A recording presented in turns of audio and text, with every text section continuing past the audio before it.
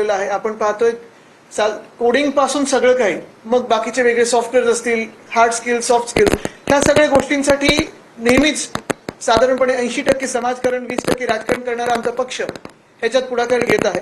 कारण आपण पाहतो अनेकदा आपण आंदोलनं करतो, नोकऱ्या पाहिजेत, आम्हाला रोजगार पाहिजे, पण तरुण तरुणींना ह्या मार्गावर नेण्यासाठी जसं शिवसेना गेले 50 वर्ष आम्ही क्लासेस चालवत असतो, मग इंग्लिश स्पीकिंग पासून IBPS, रेल्वे वगैरे ह्या सगळ्या एक्झामसाठी, तसं ह्या क्षेत्रात देखील काम करणं तर गरजेचं आहे. हे क्षेत्र खूप मोठं होत चाललेलं आहे, वाढत चाललेलं आहे आणि ह्या क्षेत्रात आता ते पाऊल पुढे टाकण्यासाठी ही संघटना आम्ही पुढे आणतो. मी उद्धव साहेबांना विनंती करेन की बाकी काही असेल तर दोन्ही तरुणांनी या संघटनेचा उपयोग काय होणार आहे हे अत्यंत चांगल्या शब्दात सांगितलेलं आहे. युग किंवा काळ झपाट्याने पुढे चाललेले आहे, झपाट्याने बदलतो आहे. आधुनिक तंत्रज्ञान हे आपल्या आयुष्याचे एक आता अविभाज्य घटक झालेले आहे. जसं मोबाईल, मी तर म्हणेन आपल्या शरीराचाच एक अविभाज्य घटक झालेला आहे. हे नवीन तंत्रज्ञान विकसित होत असताना आपला उपयोग करून कोण घेत असेल ठीक आहे, कारण या तंत्रज्ञानाचा उपयोग सुद्धा सर्वसामान्यांना होतोय, पण त्या माध्यमातून कोणाची फसवणूक होत असेल तर ते मात्र सर्वथा अयोग्य आहे. ज्याचा उल्लेख आता अखिलेश तू केला की शेतकऱ्याच्या शेतात न केवळ जाते, पण त्या शेतकऱ्याला त्याचा मोबदला कदाचित एखाद्या वेळेला थोडंफार मिळत असेलही, मी नाही म्हणत नाही, पण या कंपन्या मात्र दर महिन्याला त्याचा मोबदला घेत असतात. अशा अनेक गोष्टी आहेत की ज्याच्यावरती कोणीतरी लक्ष ठेवण्याची गरज आहे. आणि महत्वाचा विषय जो सांगितला की प्रीपेडच्या माध्यमातून होणारी एक लूट, किंवा आता खरंच आपण तेवढा डेटा वापरलाय का, तेवढे कॉल झालेत का हे कोणी बघत नाही, पण प्रीपेड म्हटल्यानंतर एवढे वापरले गेले असं समजून तो फोन कट केला जातो किंवा पुन्हा त्याच्याकडे ते भरल्याशिवाय तो चालू होत नाही. साहजिकच आहे, गरजेची ही वस्तू असल्यामुळे बिनबोवाटपणाने हे कर भरले जातात किंवा ही बिल भरली जातात, पण यापुढे तसं होऊ नये याच्यासाठी कोणीतरी पुढाकार घ्यायला पाहिजे. यापेक्षा आम्ही पुढाकार घेत आहोत याचं मला एक समाधान आहे. आणि नक्कीच शिवसेना जे जे काही करते ते सर्वसामान्य जनतेच्या हितासाठी करते.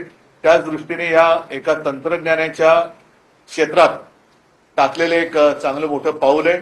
मी शुभेच्छा तर देतो आणि संपूर्ण शिवसेनाच नाही तर सर्वसामान्य जनता सुद्धा याला आशीर्वाद दिल्याशिवाय राहणार. आपण आता अधिकृत अनावरण करूया, म्हणजे त्याचं नाव पण कळेल.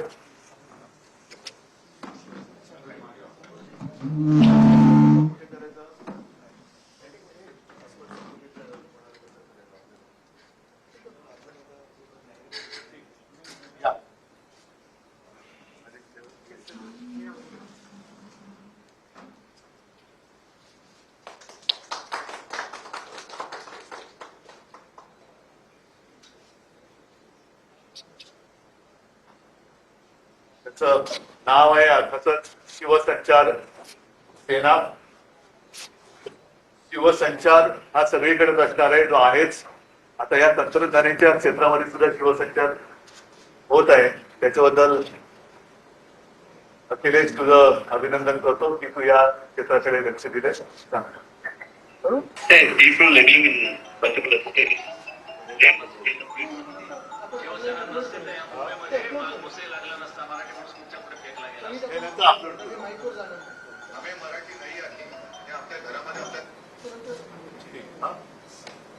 शुभेच्छा सगळ्यांच्या.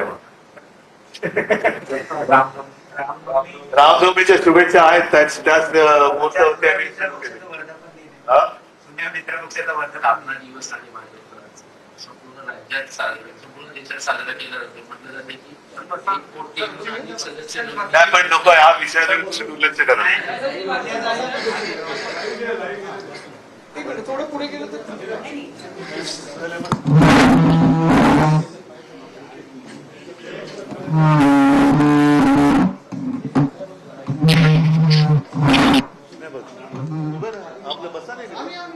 हा, काय म्हणताय? कोणाचं? तिथीप्रमाणे की तारखेप्रमाणे की सोयीप्रमाणे? नाही, नक्की कशाप्रमाणे? कारण सोयीप्रमाणे नाही. आज भाजपचा वर्धापन दिन आहे, तो तिथीप्रमाणे तारखेप्रमाणे की त्यांच्या सोयीप्रमाणे कशाप्रमाणे ते तर सांगा, मग तशा शुभेच्छा देतो.